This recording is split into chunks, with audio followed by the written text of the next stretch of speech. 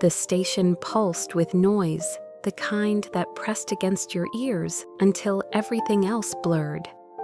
Trains roared in and out, footsteps clattered on the tiled floor, announcements crackled over speakers. In the middle of all that movement, a frail old man stood still. His coat sagged on his narrow shoulders, its fabric patched and frayed from too many winters. In his trembling hand was a slip of paper, creased and faded, clutched as if it were the only thing keeping him upright. He raised his head now and then, eyes clouded with confusion, his lips whispering the words scrawled on the page. Oak Lane, 12. The syllables wavered like a candle fighting against wind. People noticed, but only for a moment. A woman pulling her child by the hand glanced his way, her eyes softening before she tugged the little boy faster, murmuring, "Come on, don't stare." A young man in a suit slowed as if to ask something, but after a quick shake of his head muttered, "Not my problem," and disappeared into the crowd. Most didn't even bother with a second glance. It wasn't cruelty, not exactly. It was the indifference of lives too full, minds too busy, hearts too guarded. And so the old man stood invisible, a shadow among the rush. At the far end of the platform, Emily ran, breathless from her shift at the cafe. Her sneakers slapped against the floor, her books pressed tight to her chest. The bus she needed would be arriving any minute, and missing it meant being late for class again. Her boss had already warned her. One more slip, one more delay, and she'd have to choose between her job and her studies. Every second mattered. She had rehearsed her schedule down to the minute, balancing everything on a thread so thin it felt like it could snap at any moment. And then she saw him. The old man hunched near the bench, whispering at the paper in his hand, ignored by everyone else. Something about the way his shoulders sagged, the helpless twitch of his lips caught her. Her chest tightened. She slowed, even as the bus lights flickered at the edge of the street. Should she keep running? If she missed it, everything might crumble. But if she didn't stop, who would? The decision stretched longer than it should have. Her heart pulled in two directions. The bus hissed at the curb. The man looked around, lost, hope flickering in his cloudy eyes.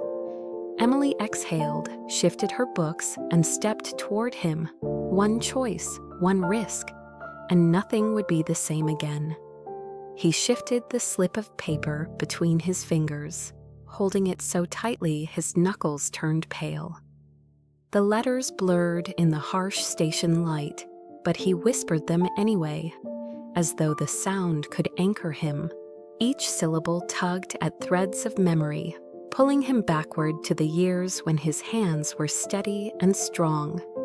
He could almost hear the rhythmic clang of the factory floor, the hiss of steam, the roar of machines that once obeyed his touch. He had been proud then, proud of the sweat on his back and the ache in his shoulders, because it meant his family had warmth, food, and laughter waiting at home. He would come through the door with grease on his clothes, and his wife would tease him about tracking dirt onto the rug. Her smile the kind of light that made the whole house feel alive. That light faded too quickly. Illness crept into their lives the way winter seeps into old walls, quiet at first, then merciless. The savings they had scraped together vanished into bills and prescriptions. He worked longer shifts, prayed harder, bargained with doctors, but none of it could keep her from slipping away one silent night. After that, the house felt like an echo chamber, every creak and sigh reminding him of absence.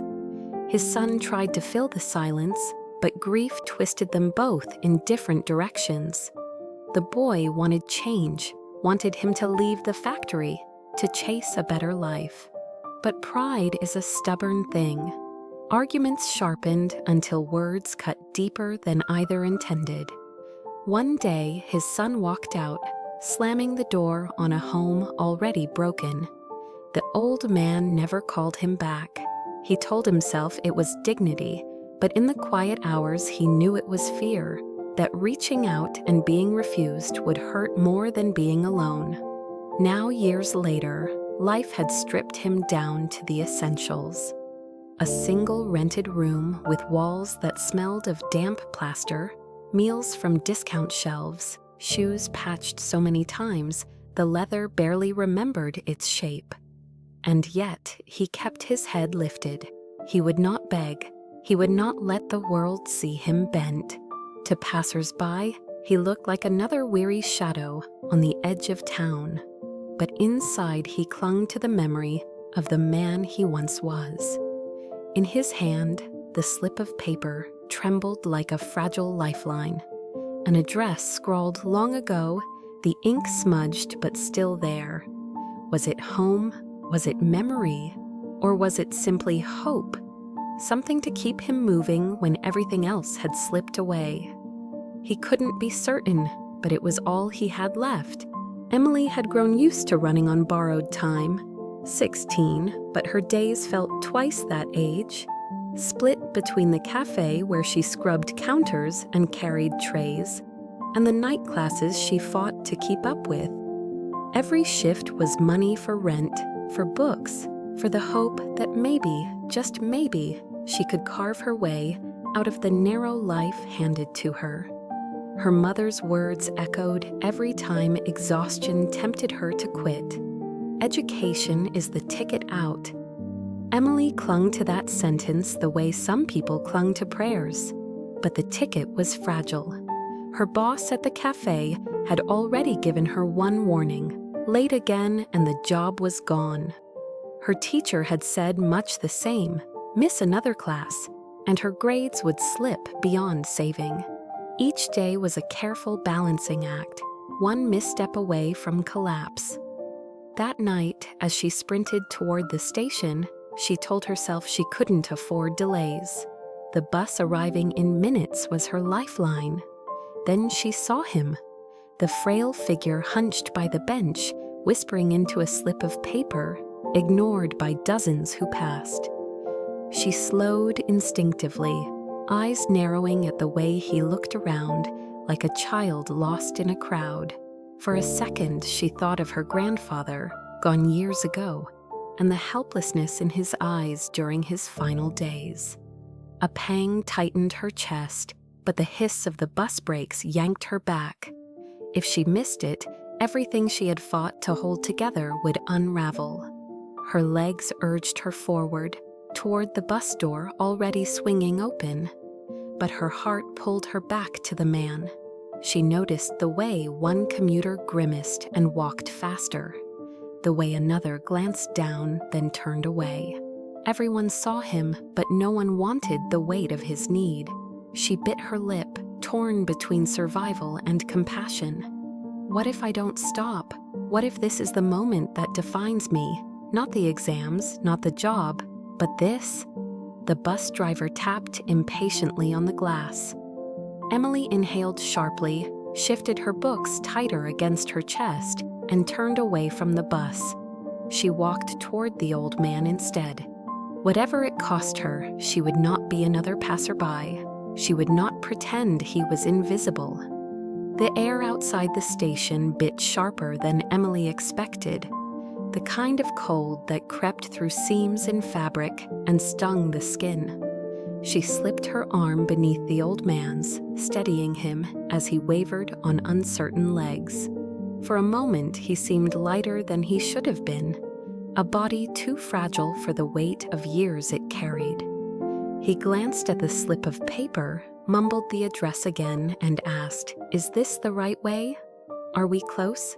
His eyes darted around like a child afraid of being left behind. Emily tightened her grip, forcing a reassuring smile. "We'll get there," she told him. "Just stay with me." It wasn't the first time he asked, and it wouldn't be the last. Every block, every turn, the question returned. the same words looping back, his fear slipping through cracks in memory. Each time she answered as though fresh, her voice calm, steady. Patience, she realized, wasn't a single act. It was a choice you had to repeat over and over. The sidewalk stretched ahead, patches of ice glinting under dim street lamps. When he stumbled, she caught him before he fell, her own balance nearly tipping but holding. His hands shook as he straightened, murmuring an apology to someone who hadn't judged him. She shrugged it off, guiding him forward, but worry gnawed at her. He was more fragile than she had thought. Halfway down the block, her stomach growled, reminding her she hadn't eaten since her shift ended. She reached into her bag and pulled out the sandwich she had saved for herself. The old man's eyes lingered on it before darting away, embarrassed at his own hunger. Without hesitation, Emily tore it in two, pressing half into his hand.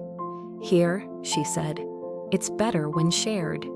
He resisted at first, muttering that he couldn't take it, but she smiled and took a bite of her half. Only then did he follow, chewing slowly, as if each mouthful tethered him back to the world. At the next bus stop, Emily thought fortune might finally favor them. But when the old man fumbled his coins at the fare box, the driver scowled. "He's going to hold us up," the man muttered, irritation rising in his voice. Emily reached into her pocket and laid her last coins on the counter. "We'll ride," she said firmly, daring him to argue. The driver rolled his eyes but waved them through. Passengers glanced over, whispering, some annoyed at the delay. Emily ignored them all, guiding the old man to a seat. She held his trembling hand steady on his lap, choosing silence over shame. As the bus rattled forward, he turned toward her suddenly. "Michael," he whispered, confusion clouding his face. "You came back?" Emily froze. His son's name, perhaps. She shook her head gently. "I'm Emily," she said softly. His eyes filled with tears before drifting away again, his voice trembling. "My wife, she used to wait for me by the window. I thought I'd have more time." The words hit heavier than the cold. This wasn't just confusion, it was regret, memory, love, and loss bleeding into the present. Emily didn't correct him further. She only squeezed his hand, letting him know he wasn't alone tonight. By the time they reached the far end of town, Emily's breath came in white clouds, each one dissolving into the dark.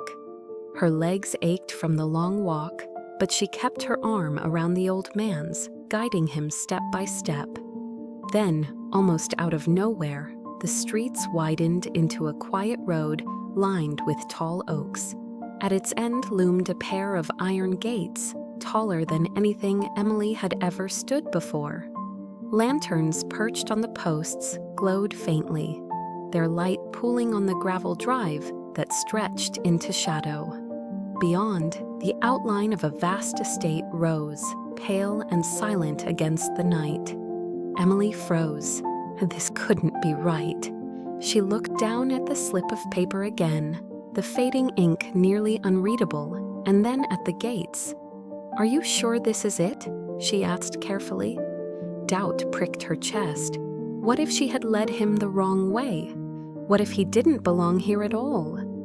The old man squinted through the bars, his expression shifting from recognition to fear. His lips trembled as he whispered, "What if they don't want me back?" The words struck her harder than the cold. For a moment, he looked not like someone returning home, but like a child afraid of rejection. They stood there in silence, the gates looming, the night pressing close. Emily considered turning back, telling herself she'd done enough. But something in his grip held her steady. She waited with him, the minutes stretching unbearably long. The estate beyond remained still, windows dark, no sign of welcome. Just when Emily thought the address was nothing more than a fading memory, movement stirred behind the trees. Two figures appeared, their flashlights cutting sharp beams across the drive. The beams landed on Emily and the old man, pausing with suspicion. "Who's there?" one of the men barked, his voice carrying authority. Emily tightened her hold, ready to explain, but then one of the lights steadied on the old man's face. There was a gasp, sharp and disbelieving. "Mr. Harris?" The name rang out into the cold, heavy with shock. Both men rushed closer, their expressions shifting from suspicion to astonishment. "We've been searching everywhere," one said breathlessly, his voice almost cracking. Relief poured from them in waves, though tinged with disbelief, as if a ghost had returned. Emily's heart pounded as the realization struck her. The frail, forgotten man she had walked across half the city was not a stranger clinging to scraps of memory. He was Mr. Harris, patriarch of a family, so wealthy their name was spoken in whispers, and somehow she had been the one to bring him home. Emily lingered just beyond the threshold, her sneakers wet from the long walk, the strap of her bag digging into her shoulder. The warmth of the house spilled toward her, golden light from chandeliers glittering across marble floors. But she felt out of place, like stepping inside might expose every threadbare corner of her life.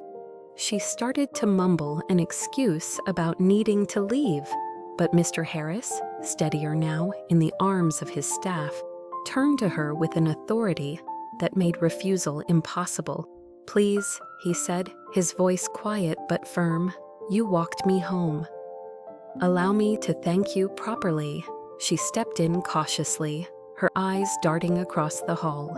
Portraits of solemn ancestors gazed down from gilded frames, furniture polished to a sheen. The air scented faintly of old wood and roses. Emily clutched her bag tighter, trying to make herself small, in a space that seemed to belong to another world entirely. Then footsteps echoed across the marble. A girl, not much older than Emily, hurried into the hall, her hair tied back neatly, her expression drawn with worry. She rushed to the old man, kneeling beside him with trembling relief. "Grandfather," she breathed, her hands gripping his. Her gaze flicked up at Emily, and instead of dismissal or suspicion, there was a kind of startled clarity. "So many passed him by," she said softly, her eyes never leaving Emily's face. "Only you stopped." The staff stirred uneasily, guilt hanging in the air. One of them reached into his coat, pulling out a leather wallet. "At least take something for your trouble," he said, already thumbing through bills. The sight of the money sent heat to Emily's cheeks, but not from longing. She shook her head sharply, taking a step back. "No," she said, her voice steady despite the trembling in her hands. "I didn't do it for that. I just wanted him safe." The refusal landed heavier than any acceptance could have. The hall fell silent, the tick of an ornate clock on the wall suddenly louder, as if the house itself were holding its breath. Emily's words cut through the grandeur, reminding everyone that decency wasn't a transaction, and dignity wasn't something to be bought. Mr. Harris leaned forward slightly, his eyes clearer than before, studying her as though he were trying to memorize her face. The silence stretched, not uncomfortable, but weighted with something unspoken. His gaze wasn't the look of a man used to being obeyed. It was something gentler, something grateful. For the first time that night, Emily felt she wasn't standing on the outside of wealth and power. She was being seen, not as a passerby, not as a servant, but as someone who had chosen what no one else would. And in that quiet recognition, something shifted between them. The following morning, Emily tried to slip back into her routine, as if the night before had been nothing more than a strange dream. She dressed for school, tied her worn sneakers, and gathered her books, her mind already bracing for exams. But as she stepped outside, a sleek black car idled at the curb, its engine low and polished against the hum of the street. A driver in a pressed coat approached with a small bow, offering a handwritten note. "Mr. Harris would like to see you." Her first instinct was to retreat, to insist she didn't belong in his world. But curiosity tugged at her, stronger than hesitation. Moments later, she found herself in the back seat, the city slipping by as the car wound toward the estate. When she arrived, the mansion looked softer in daylight, less like a fortress and more like a memory. Mr. Harris sat in the garden beneath a trellis of roses, a plaid blanket over his knees. His granddaughter sat nearby with a notebook open, her eyes bright but serious. He looked up when Emily approached, and for the first time his gaze was steady, clear. "You gave me something last night," he began, his voice weathered but firm. "Not just a hand to guide me. You gave me dignity when I had forgotten it. I've spent years surrounded by wealth, yet still haunted by mistakes I can't erase. My son, we parted in anger. Pride built walls I never learned to break. I thought I would carry that failure until the end." He paused, eyes lowering to the folds of the blanket. "But you, a stranger with nothing to gain, reminded me that people can choose differently." Emily listened in silence, her throat tightening. She had never expected him to speak to her this way, not as a benefactor to a recipient, but as one person to another, confiding truths that weighed heavy. His granddaughter leaned forward, sliding a set of papers across the table. The words at the top made Emily's breath hitch. Scholarship fund, tuition, books, living expenses, all covered. But Mr. Harris raised his hand gently. "This is not charity," he said. "I do not believe you need saving. I believe you need space to grow. And more than that, I want you to help me create something greater. A foundation for the forgotten youth and the elderly who slip through the cracks, those who only need someone to stop and see them as you stopped for me." The garden fell quiet as Emily stared at the papers, her chest tightening with disbelief. This wasn't the kind of opportunity that landed in the laps of girls like her. Yet his eyes, steady and unwavering, told her it was real. Slowly, she nodded. "I'll help," she whispered. "Not because I deserve it, but because others do." For the first time, she wasn't just receiving, she was choosing. She wasn't a bystander in someone else's story anymore. She was a partner in building a new one. The weeks that followed felt like stepping into a new world. For the first time in her life, Emily wasn't running on the edge of collapse. The scholarship Mr. Harris had arranged meant her tuition was covered, her books were new instead of borrowed, and the nights once spent exhausted from double shifts could now be given to study. Medicine, the dream she had carried since childhood, no longer felt like a fantasy. It was a path opening in front of her, solid and steady. But the changes weren't hers alone. Together with Mr. Harris and his granddaughter, Emily began helping design the foundation they called the Dignity Fund. Its mission was simple but powerful: to provide care for the elderly who had been forgotten, and opportunities for young people carrying more weight than their years should bear. What had started as a conversation in a garden quickly grew into something tangible. Flyers pinned up at community centers, meetings with local leaders, the slow but steady weaving of a safety net for those who had none. Emily wasn't a figurehead, she was in the thick of it. She sat with elders in drafty apartments, listening to stories no one else had the patience to hear. She organized after-school groups for teenagers who reminded her too much of herself, tired, worried, but still dreaming. She stood in front of rooms with more confidence each week, her voice carrying not as a girl asking for permission, but as someone who had earned her place at the table. Mr. Harris often watched from the side, a faint smile softening the lines of his face. Age had not loosened its grip on him. His memory faltered, his health waned. But seeing Emily's determination gave him peace he had thought forever lost. Where regret had once haunted him, purpose now settled in its place. His granddaughter, too, leaned into the work with conviction, and the three of them became unlikely partners in a mission larger than themselves. Emily realized slowly that she was no longer defined by the girl who almost missed her bus. She was becoming something else, not just a beneficiary of kindness, but a leader shaping kindness into legacy. Every form she signed, every hand she held, every plan she sketched out with trembling determination sent a ripple outward, and the ripples kept growing. One evening, weeks later, Emily walked past the same station where it had all begun. The rush was no different, people spilling out of trains, phones pressed to ears, bags slung heavy against tired shoulders. But something had shifted, though the world didn't quite know it yet. Near the bench where she had first seen Mr. Harris, another elderly man stood uncertainly, turning a slip of paper in his hands as though it might reveal the way. His lips moved, lost in quiet confusion. For a moment, the scene mirrored the past.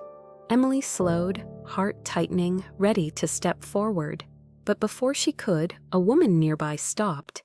Then a young man put his phone away and asked gently, "Do you need help, sir?" Emily stood still, a small smile tugging at her lips. The choice she had made that night wasn't hers alone anymore. Somehow it had rippled outward, teaching others to pause, to see. She adjusted the strap of her bag, her books heavy but secure against her chest, and walked on with quiet confidence. In her notebook, tucked between pages of medical notes, rested the old slip of paper Mr. Harris had once clutched, a faded reminder of a night when one small act had changed everything. She didn't need to say the lesson aloud. It was written in the way she carried herself, in the foundation already lifting lives, in the strangers who now chose to notice. Wealth, titles, legacies, they all fade. But kindness, once planted, keeps growing long after the moment has passed. Emily glanced back once more at the station, then turned toward her future, the faintest smile still on her face.